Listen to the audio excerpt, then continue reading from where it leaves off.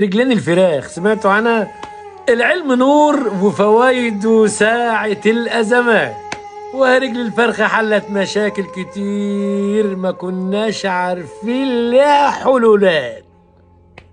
شوف يا راجل، كنت شايل هم ازاي توفر لعيالك بروتينات، فجأة العلم حل الأزمة بكلمة.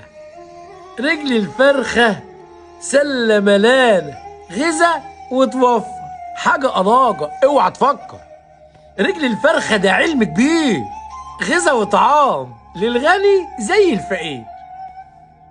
أمال العلم يا ناس كتر خيره، لولاه كنا فضلنا نحلم بالكوارع والفتة واللحمة وجسم الفرخة والبانيه ومقلي وحاجات كتير. رجل الفرخة حلم اتحقق، رفع الغمة ونصف جيل.